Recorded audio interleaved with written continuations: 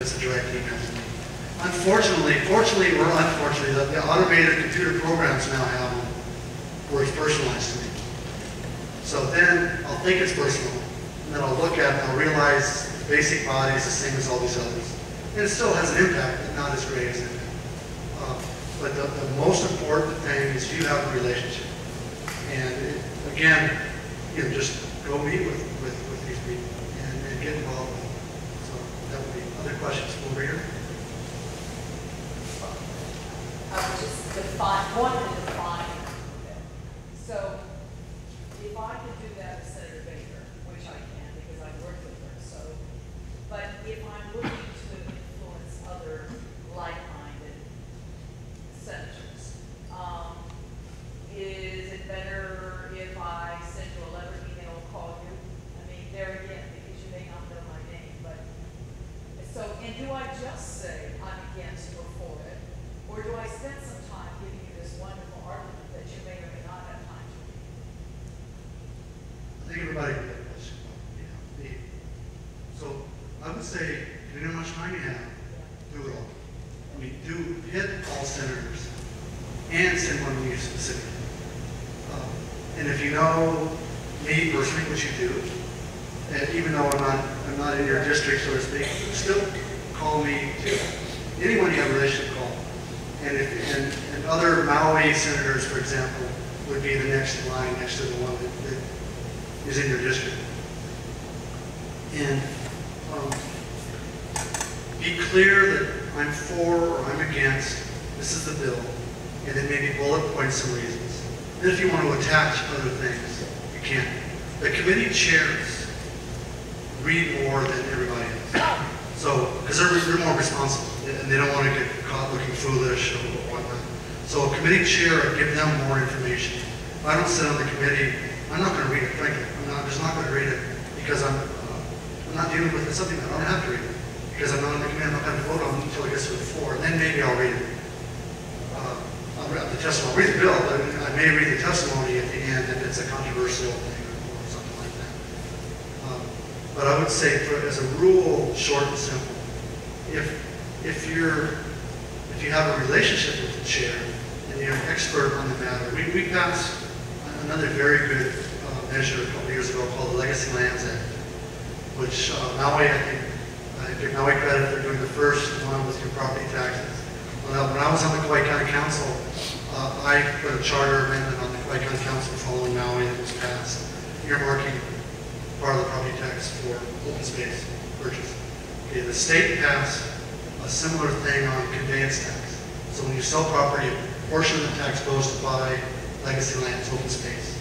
Okay, when that bill was moving forward, again, I'm dealing with 1,000 bills. So unless you're married to it, like on the solar bill, I kind of got married to it. But unless you're really, really deep into it, you don't have time to figure it all out. So there were people from Kauai Trust for Public Lands, there were other people there that were doing the work. And the papers will criticize a lot of times, well, the lobbyists wrote the bill. Well, the Sierra Club writes bills too. Trust for Public Land writes bills too. Because that's just, they're trying to help. So they were there telling us, so we're negotiating, okay, what's the conveyance tax going to be? Is it going to be 0.05, whatever it's going to be, how much money is it going to raise? And so these volunteers, but very competent advocates working for these nonprofit organizations were giving us a data to allow me to make the case to pass that bill. My own staff, I have 2 year-round staff members who aren't qualified, and they're buried in this. So we don't have the staff to do the work. If you're close to the issue and you're a qualified advocate and you're trusted, one of the big rules of advocacy too is don't lie or mislead or leave out information if I'm going after you. There was an issue on Kauai. These people were putting a renewable energy gasification plant. Basically, it's a way to burn wood chips, renewable energy, but it's wood chips. It's very efficient burning.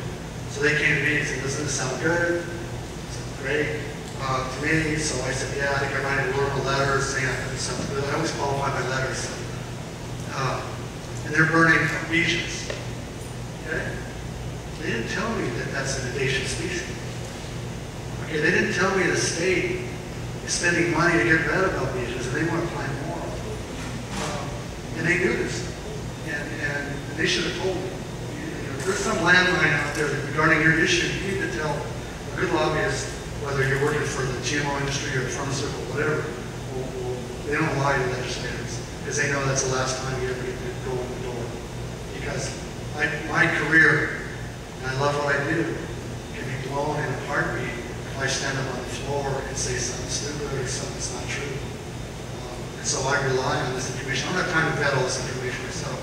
So I rely on people that I trust, and I've been in states so far I've been okay with it.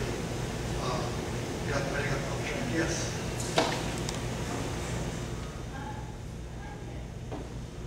Would you mind commenting a little bit on supporting the expansion of a youth lobby?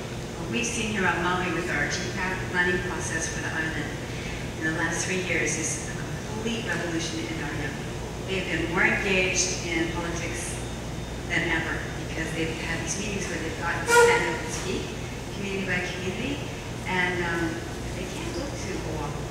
It's too expensive. And I know you guys can't all come here, but when you do, it's so powerful. That's why we're here. So can you maybe talk a little bit about supporting a youth lobby? Okay, it's a very frustrating thing from somebody in my position because I really want to engage and empower and work with young people, but the energy in and energy out sometimes is not real productive. When it comes to a campaign, there's limited resources. And so you want to reach the youth vote, they don't vote, they're not registered. And so you can spend a lot of time trying to get them in, and I think we should, but the people that vote are old people, you know? And so in terms of the efficient use of resources from a political perspective, it's really challenging. I agree that we need to get on it and need to do it. I've been looking in Honolulu. Frustrating for me is 70% of the vote is in Honolulu. I live in a place that's 20-some%, or 125th of the entire state. And again, Maui is only got 3 senators, 3 25ths. And so most of my energy and work is in Oahu. But I've been looking for youth coordinators, people who work at the university, to try to help and spearhead that. It's frustrating to think of the election of President Obama was a big thing, and I'm hopeful that inspired a lot of people and they will continue to come out.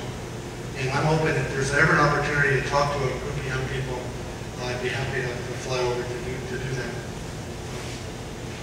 We have some very young legislators also. There's some that are I think in their late 20s.